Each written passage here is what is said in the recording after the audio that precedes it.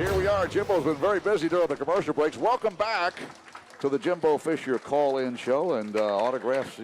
They bring a lot of stuff up here to sign. Helmets and footballs and little plaques and placards and I enjoy it. Newspaper articles. And, hey, bring it on There's down. some stuff I've never seen. It's really neat stuff. Bring them on down. Wednesday nights we're here, and Jimbo talking and answering questions about Florida State football. If you have a question, 1-877-99-KNOWLS, 1-877-996-6537. Callers from all over the state already. Some good questions from our studio audience. You could be next. 1-877-99-KNOWLS. Notepad Rick from Orlando. Saw Notepad last Monday night down in Orlando with the Orlando Touchdown Club. Go ahead, Rick. You're on the air with Jimbo. Gene, thanks for taking my call. Good evening, Coach. How are you? Good evening. I caught you on ESPN tonight, and I got to tell you, you put them away when they asked you what was keeping you up late at night about Clemson, and you told them just the offense, the defense, and the special teams. That pretty much covers everything. But I would like to follow up on a point made by a previous caller, if I might. They were talking about how many years you go back and look at, and it seems to me last year Clemson was being trumpeted like they were the filet mignon with béarnaise sauce, and by the end of the game, we pretty much pounded them like a flank steak for 59 minutes and 47 seconds. It was a great moment. And I was wondering, in light of the changes thrust upon us, what the offensive line has recommitted themselves to keep Sean McGuire upright with a clean jersey in the face of that vicious defensive line and have another great game so we can show Clemson again what Florida State football is really all about. Thanks for taking my call, guys. I'll take your answer. Thank you very much, Rick. That's a great call. But it is. I mean, anytime you have a new guy taking over a new position or even a young back or somebody, the other guys around them, it's like having a new baby or a new little brother. I mean, they all kind of rally to him. I mean, they know they got to step up their game. They want to take care because they've been in that situation where it's the first time they've walked out there as a starter. And it's not that you can't do it, but there's always those little bit of nerves and that anxiety. And they want to let them know that, hey, you're around friends, you're around family. We got you. You just take care of your business, do your job. We'll handle ours and make sure your job's a heck of a lot easier. And that group of linemen, they did that today in practice, and our receivers did it, our backs did it.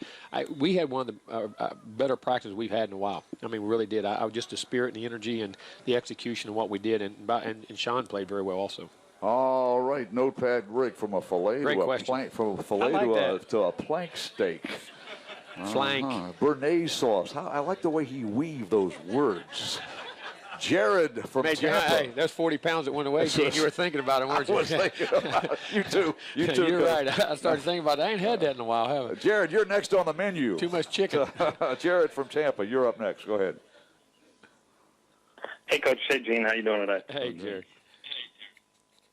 Hey, just wanted to call and first, Coach, wish you and your sons both speedy recoveries with what they're going through, and Thank you very also much. ask what it's like to have a dynamic at running backs like Carlos Williams and Mario Pender to rely on. It's great. I mean, you got to have a 1-2 punch, and I think a 3 punch with Dalvin Cook. And, Ryan Green's getting back healthy. He's practicing again and getting back in that groove, and I think, the right opportunity, he'll be able to get back in. But you got to – people don't understand the physical pounding that running backs take. I mean, and it's not just when you have the ball, the blocking, then you're catching balls out of the back. It's a hard position to play, and that body takes a lot of shots by a lot of big guys and some different things. And having the big – all of them are fast, but you have different – one's more sleek, one power, one is really quick change of direction.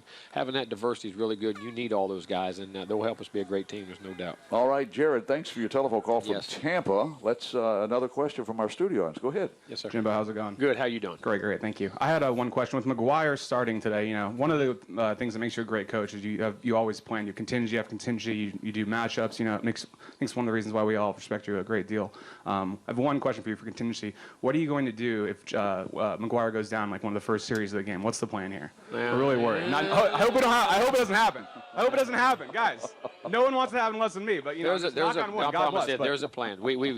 Troy Cook is a guy who's a walk-on who is tremendous. J.J. Constantino's taking some reps. You still have Mr. Franklin to come back in the game and do some things that he's done playing at receiver. So we have a plan.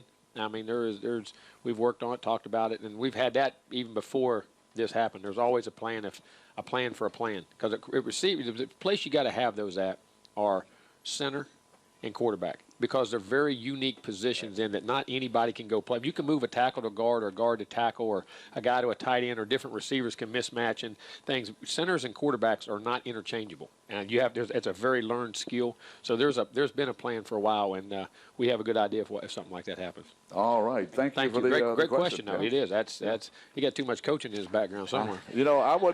I appreciate you asking that question because I was not going to ask Jimbo that question. I thought about it today when we recorded the show, Coach, but I said, I'm not going to ask Jimbo that People question. don't know. Troy Cook now, our walk-on quarterback, does a heck of a job too. Now he's played very well in the scrimmages and things he's done. Yeah, and he was here for the spring. Jones. He played. He's playing great. JJ, JJ, yes, and all those guys. All right, Casey is from Panama City. Casey, you're on the air with Jimbo. Go ahead. Casey, Panama City. You're on. Hey guys, how's it going? Hey, Casey. Hey, full disclosure, I'm actually an LSU fan, so definitely appreciate what you did for us over in Baton Rouge all those years. But thank you. My question is actually, with this being the first year of the college football playoffs, is there any kind of difference in strategy, maybe the way that you approach games and so-called style points? Is there any kind of shift in strategy going into that versus the BCS, just top two go to the championship? Not really, because I still think it's the same process to get to that game. I think the change is going to happen once you get in, of having to manipulate that other game, not just after that game, but before that game. How much work you put in so you don't beat your guys up and have a contingency plan to go on and play the next game. But I still think, especially with the committee, before I think there was more style points involved, which I hate, by the way. I think we get so caught up in style points that I think you can lose the respect of the game that way, and the respect of your opponent, of how you have to treat an opponent when you win a game and the things you do. I think that's wrong. When that happens, I think it's bad for the game. And maybe I'm old school in that regard, but I just don't believe in that. And but I don't think it's in fact, because the people are picking it now, and it's their choice. And I think those guys have a good feel for what football is. You got a lot of guys on there who didn't run up scores and did things, and ex-coaches and ADs, I think, will understand that better, where computers have no idea. They just go off numbers. Mm-hmm. And I think there was so much computer involved in the last ones that I think that was a problem. But I think the process to get there is very similar as it was.